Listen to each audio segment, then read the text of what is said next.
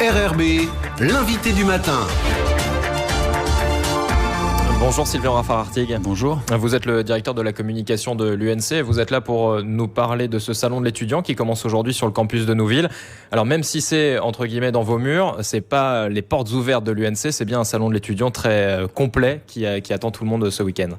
C'est ça, donc c'est le salon de l'étudiant. On aurait peut-être pu l'appeler aussi salon des études supérieures en Nouvelle-Calédonie. Et à partir de la Nouvelle-Calédonie, parce qu'il y a une petite partie internationale aussi. Et du coup, voilà, ça se passe pendant 2 jours sur le campus de l'université. Donc ça change pas. Hein. Et cette année, c'est la 20e édition. Donc on retrouvera toute l'offre du supérieur accessible en Nouvelle-Calédonie et à partir de la Nouvelle-Calédonie. Et il y a beaucoup d'infos à venir récupérer pour les jeunes parce qu'il faut déjà qu'ils commencent à penser à la rentrée 2020. Oui, c'est ça. Ça s'adresse principalement aux lycéens finalement. C'est ça, voilà. Notamment à ceux qui sont en terminale, mais quand même, on peut venir déjà se renseigner si on est en première ou en seconde, parce que l'orientation est importante dans le système éducatif. On ouvre l'esprit des jeunes et les horizons des jeunes jusqu'au bac, c'est-à-dire qu'on va leur donner un maximum de culture générale. C'est un petit peu comme ça qu'est construit le système. Et ensuite, après le bac, c'est le temps de la spécialisation. Donc là, il faut bien choisir. Donc pour bien choisir, il faut avoir la bonne information et donc venir sur le salon de l'étudiant, visiter tous ces stands et tous ces exposants, donc qui proposent pas loin d'une centaine de formations accessibles après le bac en Nouvelle-Calédonie dans les différents établissements scolaires. Donc on retrouvera bien sûr l'université, mais aussi les lycées avec toutes les mentions de BTS et puis le GC avec ses écoles et donc tous les établissements qui proposent des cursus diplômants dans le supérieur. Oui, ça représente 19 établissements en tout. Voilà, 19 établissements. En gros, sur les stands, on va retrouver sur ce salon entre 200 et 300 personnes qui vont venir donner les informations aux jeunes pendant ces 2 jours. On a environ 70 stands et lieux d'exposition.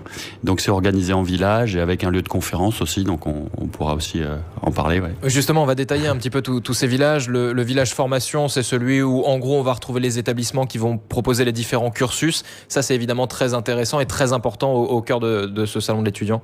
Voilà, alors le salon cette année a été organisé de la façon suivante. On va rentrer sur le champ de foire, si je puis dire, par le village de l'orientation. Donc sur ce village, on va trouver des conseillers d'orientation et puis des professionnels de l'orientation, des enseignants du secondaire qui ont un rôle très important à jouer pour les lycéens, pour qu'ils se projettent dans le futur après le bac. Et donc une fois qu'ils auront passé ce village, ils iront vers le village de la formation où là on retrouvera bien sûr donc je dirais le gros du parc d'exposition qui est tous ces stands d'information des établissements scolaires et universitaires. Et ensuite à côté de ça, dans le même espace, donc ça se passe sur le gymnase. Tout se passe sur le plateau sportif de l'université.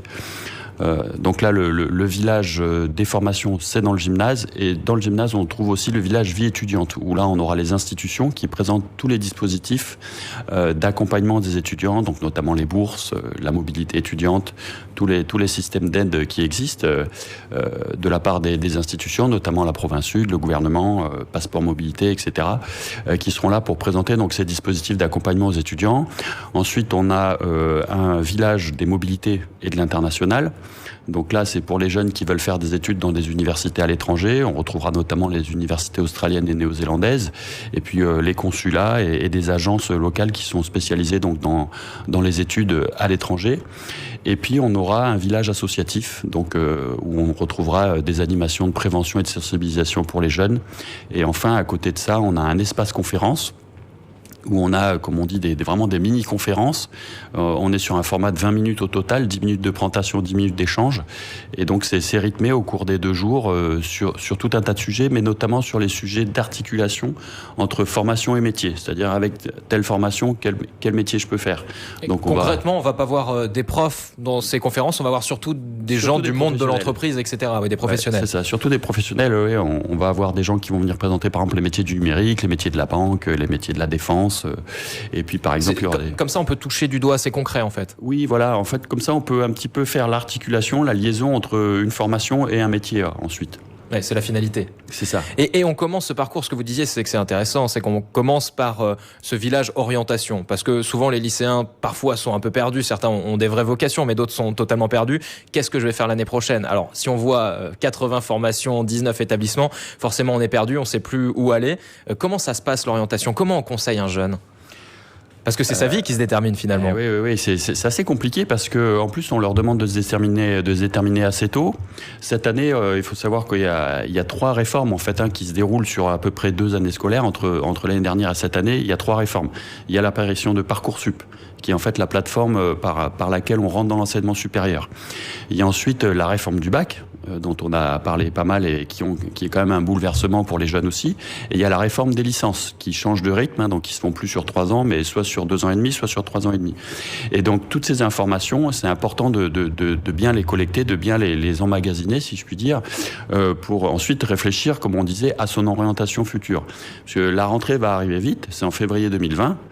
La plateforme Parcoursup, elle ouvre le 8 août, mais c'est au moment du mois de septembre qu'il faut saisir ses vœux sur cette plateforme. Entre guillemets, c'est demain, quoi.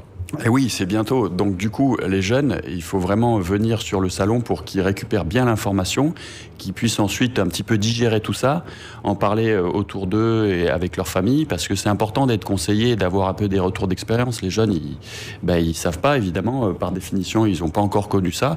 C'est important aussi de discuter avec d'autres étudiants.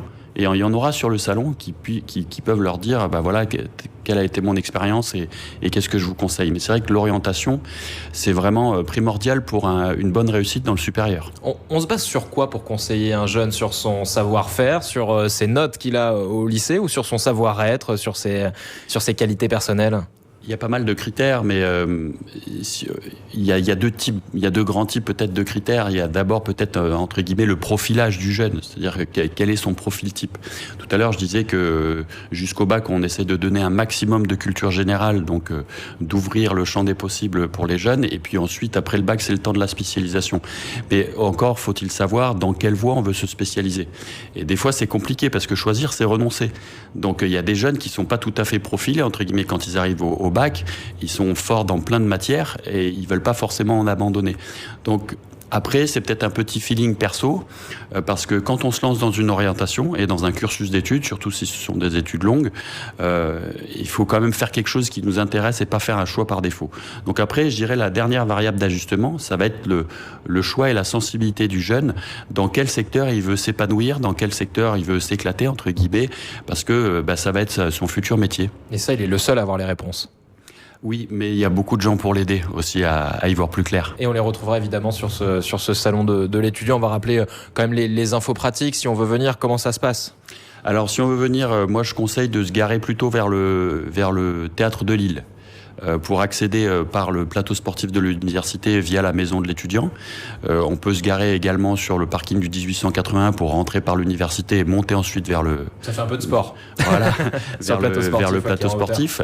Donc voilà, ça se passe sur ces 2 jours, là, ce vendredi, à partir de 9h jusqu'à 17h, et demain sur les mêmes horaires.